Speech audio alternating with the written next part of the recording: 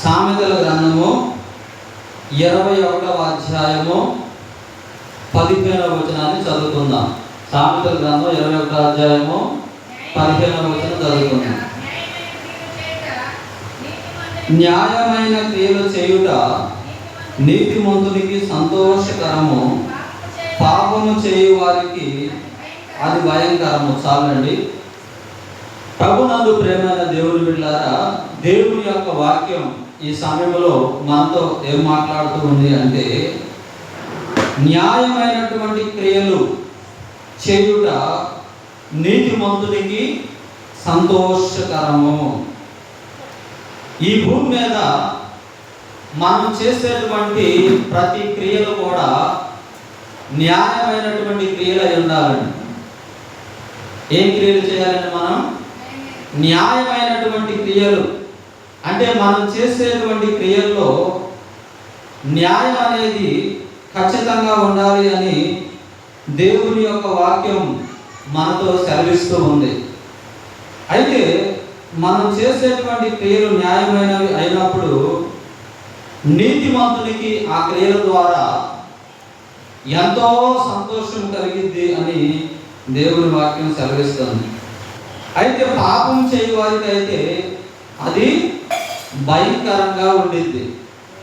ప్రేమైన దేవుని బిడ్డలారా, మన వ్యక్తిగత జీవితాలను జాగ్రత్తగా మనము పరిశీలించినట్లయితే దేవుని బిడ్డలమైనటువంటి మనం చేసే క్రియలు న్యాయమైనటువంటి క్రియలుగా ఉండాలి. మనం చేసే క్రియల్లో ఏ క్రియలో కూడా అన్యాయం అనేది కనపడకూడదు. క్రియలు అంటే ఇంకా మీకు అర్థమైనట్టు చెప్పాలంటే పనులు.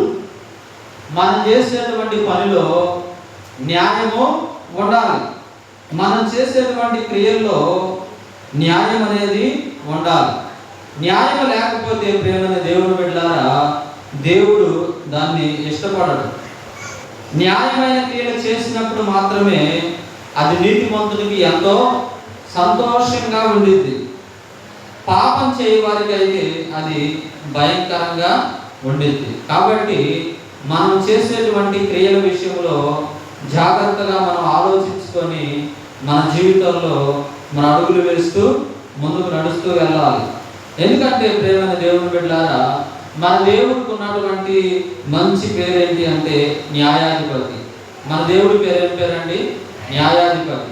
న్యాయాధిపతి అయినటువంటి దేవుడు న్యాయమైనటువంటి క్రియలనే ఆయన మన దగ్గర నుంచి ఆశిస్తాడు. మనం ఈ భూమి మీద చేసే ప్రతి క్రియలో న్యాయం అనేది ఉండాలి. కాబట్టి మనం చేసే క్రియలు న్యాయమైనవిగా ఉన్నాయా లేవా పరిశీలన చేసుకోవాలి. ఆ న్యాయమైన క్రియలు చేసినప్పుడే నీతిమంతులకు అది సంతోషకరంగా ఉండిద్ది.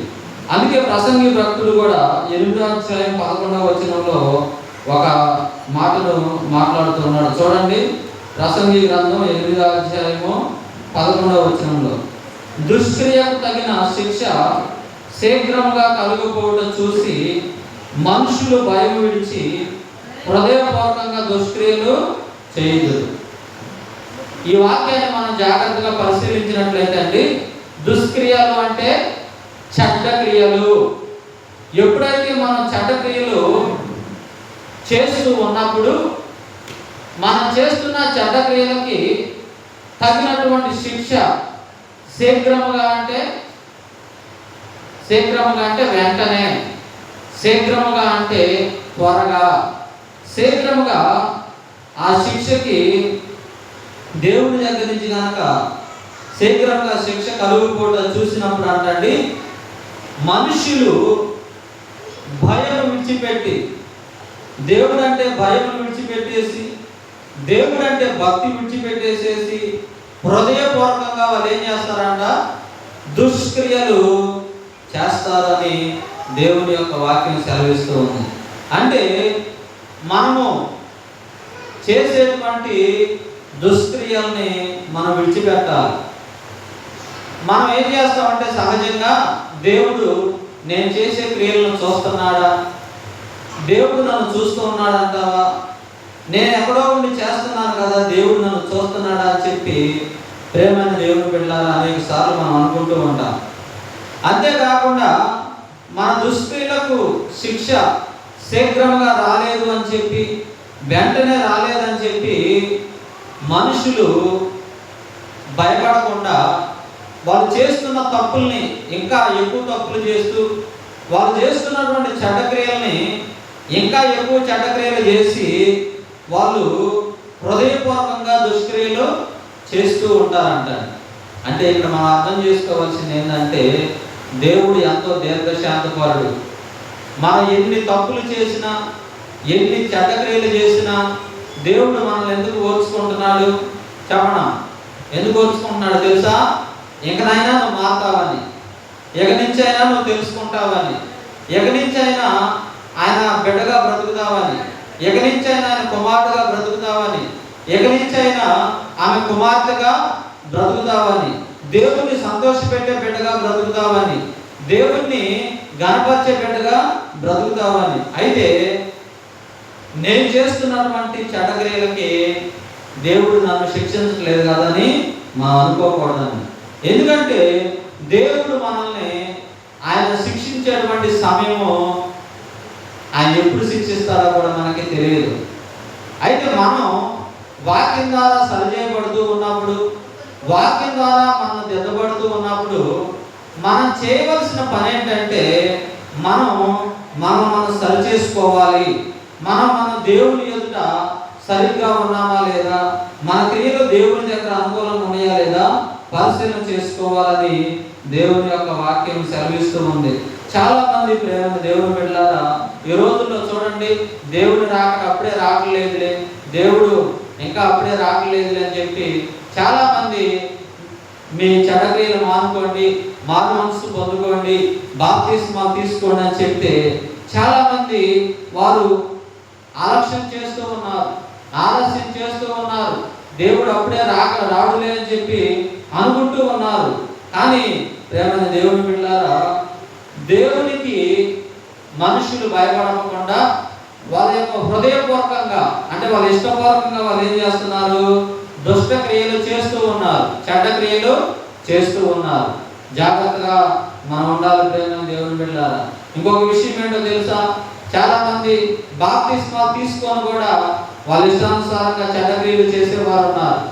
బాప్తిస్మా తీసుకొని కూడా నా జీవితం నా ఇష్టము వచ్చినట్టు నేను బ్రతుకుతాననే వారు ఉన్నారు. బాప్తిస్మా తీసుకున్నాక ఇంకా దుష్టక్రియలు చేస్తే దేవుని యొక్క శిక్ష మన మీదకి ఖచ్చితంగా వచ్చింది. ఈ విషయాన్ని మనం గుర్తుపెట్టుకోవాలి. అందుకే ఇక్కడ ప్రసంగి భక్తుడు ఏమంటున్నాడంటే, దుష్క్రియలకు నాకు తగిన శిక్ష శీఘ్రంగా రాలేదని చెప్పి మనుషులట భయం విడిచిపెట్టేసేసి హృదయపూర్వకంగా దుష్క్రియలు చేస్తూ ఉంటారంట.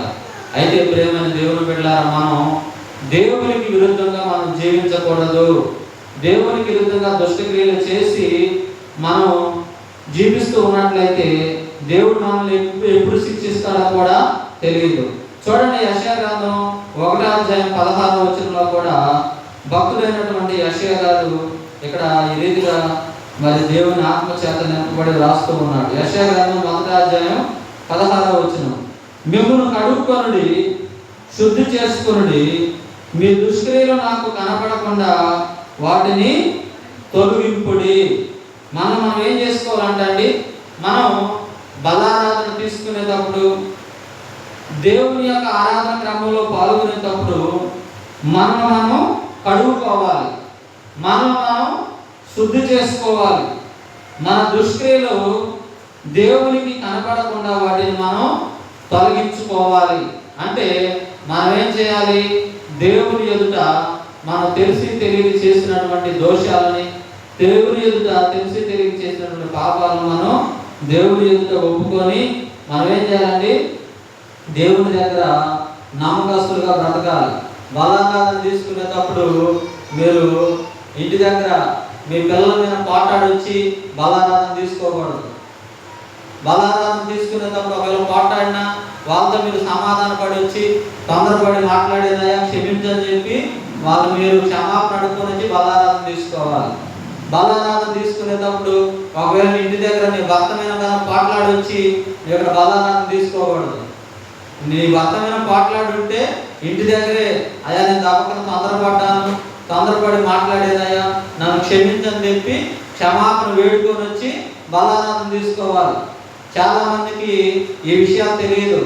బలారాధన అంటే ఎట్లా పడితే అట్లా తీసుకుంటూ ఉంటారు. బలారాధన మనం తీసుకునేటప్పుడు ప్రేమైన దేవుని బిడ్డలారా చాలా జాగ్రత్తగా ఉండాలి. బలారాధనలో మనం పాల్గొనేటప్పుడు మనం శుద్ధి చేసుకోవాలి. అందుకే దేవుడు ఏమన్నాడు, మిమ్మల్ని మీరు కడుక్కొని శుద్ధి చేసుకోమని చెబుతూ ఉన్నాడు. మరి దేవుని యొక్క శరీరంగా మనం ఏం తీసుకుంటున్నాం? దేవుని యొక్క శరీరంగా ఆ రొట్టెను మనం తీసుకొని ఉండగా ఆయన శరీరాన్ని మనం తీసుకునేటప్పుడు మనం ఏం చేయాలి? మనం కడుక్కోవాలి, మనము శుద్ధి చేసుకోవాలి. అట్లాగే ఆయన యొక్క రక్తానికి సాదృశ్యంగా ఉన్నటువంటి ద్రాక్షారసమును మనం తీసుకొని ఉండగా ఆ ద్రాక్షారసమును మన దేవుని రక్తంగా తీసుకొని ఉండగా మనం ఏం చేయాలి? మన దుష్క్రియలను మనము కడుక్కోవాలి. మన దుష్క్రియల్ని దేవుని ఎదుట ఒప్పుకొని విడిచిపెట్టి మనం ఏం చేయాలంటే దేవుని యొక్క చిత్తానుసారంగా బ్రతకడానికి, దేవుని యొక్క చిత్తానుసారంగా జీవించడానికి మనం ప్రయత్నం చేయాలి. అందుకే మనం కడుక్కొని శుద్ధి చేసుకోవాలి. మీ దుష్క్రియలు నాకు కనబడకుండా వాటిని తొలగించుకోండి అని దేవుడు చెప్తూ ఉన్నాడు. అంటే మనం చేసేటువంటి చెడ్డ క్రియలు దేవునికి కనబడకూడదు. అర్థమవుతుందమ్మా? అర్థమవుతుందా? మనం చేసే చెడ్డ క్రియలు దేవుని ఎదుట కనబడకూడదు. కాబట్టి మనం ప్రార్థనకు వచ్చే మనము, దేవుని సన్నిధికి వస్తున్నటువంటి మనము చాలా జాగ్రత్తగా ఉండాలి. ఇప్పుడు కొన్నిసార్లు మీ ఇంటి పక్కన ఎవరైనా మీ మీద మాట్లాడారు అనుకోండి, ప్రార్థనకు వచ్చే మీరు తిరిగి మాట్లాడకూడదు. మీరు మాట్లాడేదనుకో మీకు వాళ్ళకి ఏమైనా తేడా ఉందా? ఏమీ తేడా లేదు. ఒకవేళ మీ పక్కన వారు మీ మీద మాట్లాడినా మీరు ఓర్చుకున్నట్లయితే దేవుడే వాళ్ళ విషయంలో దేవుడే వారిని చూసుకుంటాడు. ఆ రీతిగా మన క్రియలు బాగుండాలి. ఎందుకంటే మనల్ని బట్టి దేవుని నామానికి అవమానం రాకూడదు. ప్రార్థనకు వస్తున్నటువంటి మనలో ఒక ప్రత్యేకత కనపడాలి. నిన్ను చూసినటువంటి నీ కుమారుడు మా అమ్మగారు మంచి ప్రార్థనాపరురాలు అని సెలవీయాలి. నిన్ను చూసినటువంటి నీ భర్త, నా భార్య చాలా మంచిది, మంచి ప్రార్థనకి వెళ్ళింది, నన్ను మహింపరు, మరి ఎంతగానో మరి మంచి భక్తి భావంతో ఉండిద్ది అని చెప్పి అలాంటి సాక్ష్యం కలిగి ఉండాలి. ఒక ఆమె ప్రార్థనకి వెళ్ళింది అంటాడు. ప్రార్థనకి వెళ్ళినంతసేపు ఆమె బాగానే ఉండిందంట. ఇంటికి వచ్చిన తర్వాత భర్తని ఇష్టం వచ్చినట్టు మాట్లాడుతూ ఉండిందంట. ఇష్టం వచ్చినట్టు మాట్లాడుతూ ఉంటూ మరి ఇంకా భయంకరంగా మాట్లాడుతూ ఉంటూ ఈమె భార్య ఇంటి కూడా భర్తను భయపెడుతూ ఉండిందంట. ప్రార్థనకు వచ్చే ముందు ఇంట్లో పనులు మొత్తం కూడా నువ్వు పూర్తి చేయాలి, నేను ప్రార్థన నుంచి వచ్చేసరికి అని చెప్పి ఎవరికి ఆర్డర్ చేసేది చెప్పనమ్మా? భార్య భర్తకి ఆర్డర్ వేసి వచ్చిందంట. సరే ఆయనకి ఆ ఆవిడంటే చాలా భయం అంట. చాలా భయం అయితే ఆయన ఏం చేశాడు? ఇంకేం ప్రార్థనకి వెళ్ళిన దగ్గర నుంచి ఇల్లు దొరకటం అన్నీ చేయటం, ఆ పనులన్నీ కూడా చేస్తూ ఉండేవాడంట. కొన్ని వారాల నుంచి మా ఆయన మారాలి ప్రార్థన చేయండి పాస్టర్ గారు, మా ఆయన మారాలి ప్రార్థన చేయండి పాస్టర్ గారు అని చెప్పి చెబుతూ ఉందంటండి. చెబుతూ ఉంటే ఆ పాస్టర్ గారికి చెబుతూ ఉంటే పక్కనే వాళ్ళ ఇంటి పక్కన ఆమె కూడా ఉందంట. ఆ ఇంటి పక్కన ఆమె కూడా ఈ 2-3 వారాల నుంచి మాట వింటా ఉందంట. వింటా ఉంటే ఒక వారం ఇక ఆమె చూసి తట్టుకోలేక ఒక వారం ఏం చేసిందంటే ప్రార్థన చేయించుకునేటప్పుడు పక్కన నిలబడకుండా కొద్దిగా ఎడాకి నిలబడిందంట. 2-3 వెనకాల నిలబడి తర్వాత పాస్టర్ గారికి పలానామా నీకు రోజు మా ఆయన ప్రార్థనకు రావాలి, మా ఆయన మారాలని చెప్తుంది కదా, ఆ గురించి మీకు తెలియదు పాస్టర్ గారు, మా ఆయన భయపెట్టింది రోజు ఇంట్లో అదే ఇష్టం వచ్చినట్టు మాట్లాడిద్దంటండి. సొంత భర్తనే ఇష్టం వచ్చినట్టు మాట్లాడిద్ది. అయితే ఏమైనా బట్టి ఆయన ఎంతగానో భయపడిపోతూ ఉంటాడు. అసలు ఆ మాటలు చెప్పాలంటే ఏమకన్నా ఆయనే చాలా మంచోడు అని చెప్పేసరికండి అప్పుడు ఇక తర్వాత వారం ప్రార్థనకు వచ్చిందిగా. తర్వాత వారం ప్రార్థనకు వచ్చి ఇట్లా మా ఆయన మారాలని ప్రార్థన చేయాలని చెబుతుంటే అప్పుడు పాస్టర్ గారు అన్నాడంట, ఏందమ్మా మీ ఆయన మారాలా? అసలు మీ ఆయన కాదు, ముందు నువ్వే మారాలి. ఇంటికి వెళ్ళిన దగ్గర నుంచి మీ ఆయన మీద పోట్లాడుతున్నావంట, తగాదాడుతున్నావంట, ఆ పని చేయి ఈ పని చేయి అని చెప్పి రాకాసి రంపలాగా ఏదిస్తావంట, ఇబ్బంది పెడతావంట, ఆయన మగ మనిషినే భయపెడతావంట. నీవు ఆడ మనిషి అయ్యింది, ఆయన కాదు మారాల్సింది, నువ్వే మారు. ఎంత వాక్యం వెంట నీలో మార్పు లేకపోతే, నీలో సరైన క్రియలు లేకపోతే, దేవుడికి ఇష్టమైన క్రియలు నీలో లేకపోతే దేవుడు నీ భక్తిని ఎట్లా అంగీకరిస్తాడు? దేవుడు నిన్ను ఎట్లా అంగీకరిస్తాడు? కాబట్టి ఆయన కాదు మారాల్సింది, నువ్వే మారాలి. ఇక నుంచి కనుక నీ భర్తను నువ్వు ఇష్టం వచ్చినట్టు మాట్లాడడానికి లేదు. నీ భర్తని గౌరవించాలని బైబిల్ చెబుతుంది, నీ భర్తను ప్రేమించాలని బైబిల్ చెబుతుంది. నీ భర్తను నువ్వు గౌరవించాలి, గౌరవంగా మాట్లాడాలి, విలువగా మాట్లాడాలి. ఇష్టం వచ్చినట్టు కనుక నువ్వు అట్లా ప్రవర్తిస్తే ఇక నుంచి నువ్వు ప్రార్థన కూడా రావడానికి లేదు.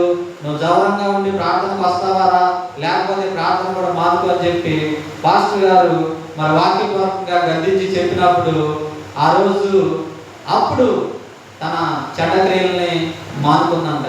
అప్పుడు ఆలోచించిందంట, నిజమే కదా, ఎన్నాళ్ళు నా భర్తని ఇష్టం వచ్చినట్లు నేను ప్రవర్తించాను, ఇష్టం వచ్చినట్లు మాట్లాడాను అని చెప్పి ఆ రీతిగా ఆమె ఆలోచన చేసి తన ప్రవర్తన మార్చుకుందంట, తన క్రియలను మార్చుకుందంట. ఆ రోజు ఆదివారం కదా, ఆదివారం ప్రార్థనకు వచ్చేటప్పుడే ఆమె చెప్పిందంట, ఇల్లు మొత్తం శుభ్రంగా తుడిసేసి నేను వచ్చేసరికి అని అంటే, ఆయన అంట మా ఆవిడ వచ్చిందని చెప్పి ఇల్లు తుడుస్తూ ఉండగా ఆ గడియారము ఆ దూసుకరకు తగిలి కింద పడి పగిలిపోయిందంట. కింద పడి పగిలిపోయేసరికి ఈయన చాలా భయపడిపోతూ ఉన్నాడంట.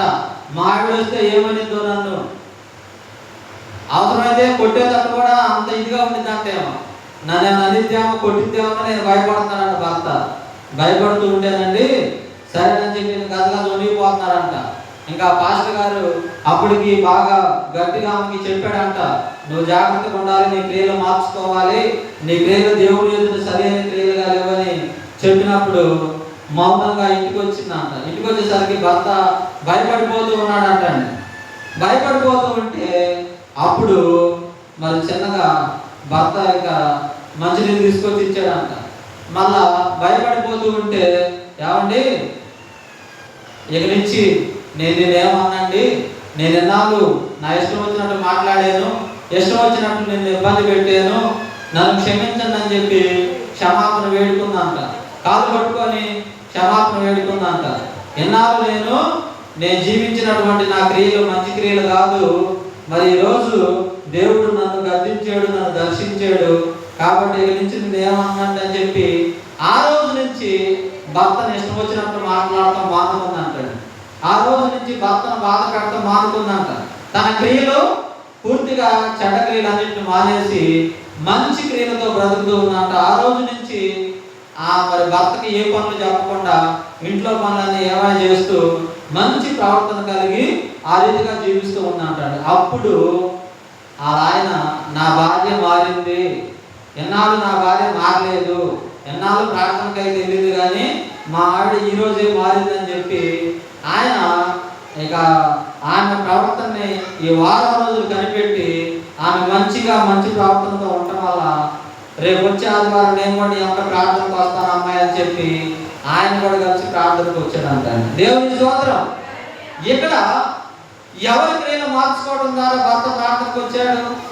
ఆ ప్రార్థనకి వెళ్ళే సహోదరి తన చెడ్డ క్రియలు మానుకోవటం ద్వారా, భర్తని టార్చర్ పెట్టడం మానుకోవటం ద్వారా, భర్తని బాధ పెట్టేటువంటి మాటలు మానుకోవటం ద్వారా తన భర్తని ఆమె క్రియలను బట్టి మార్చుకోగలిగింది.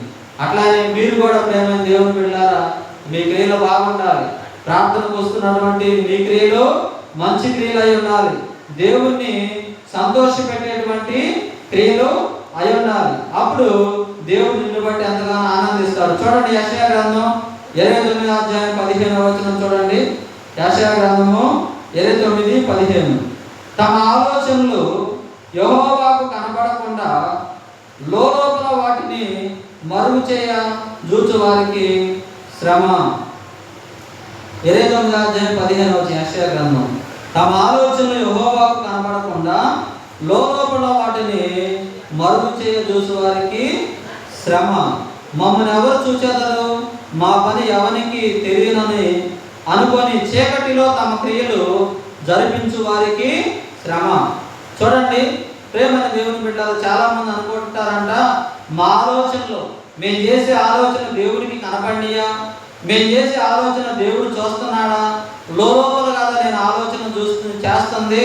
అయితే వాటిని ఆ లోపల చేసే ఆలోచనలు దేవుడికి తెలియదు కదా, కాబట్టి నన్ను ఎవరు చూస్తారు, మా పని ఎవరికి తెలిసిద్ది అని చెప్పి చీకటిలో తమ క్రియలు జరిగించే వారికి శ్రమ. చాలామంది ఈ కేటగిరీ కలిగిన వారి భూమి మీద చాలామంది ఉన్నారండి. నా ఆలోచన దేవుడికి తెలుసా అనుకునే వాళ్ళు ఉన్నారు. మన ఆలోచన దేవుడికి తెలుసా లేదా చెప్పనా?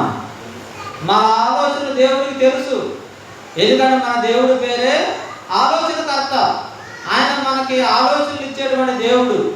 ఆలోచనకర్త అయినటువంటి దేవుడికి మన ఆలోచన తెలవకుండా ఎట్లుంటే మన ఆలోచన దానికి తెలుసు. ఇంకొకటి, లోపల వాటిని మనం మరుగు చేసుకుంటున్నాము, ఆ దేవుడికి ఎట్లా తెలుసు అనుకుంటాం. అయితే ప్రేమైన దేవుడి బిడ్డలారా, మనం చేసే ఆలోచన ఎవరు చూస్తున్నారు, మనం చేసే పని ఎవరికి తెలియని అనుకొని చీకటిలో తమ క్రియలు జరిగించే వారికి శ్రమ. చాలామంది నేను చేసేటువంటి తప్పుడు క్రియలు, నేను చేసే పాపం చీకటిలో చేశాను కదా, నన్ను ఎవరు చూశారు అనుకుంటారు.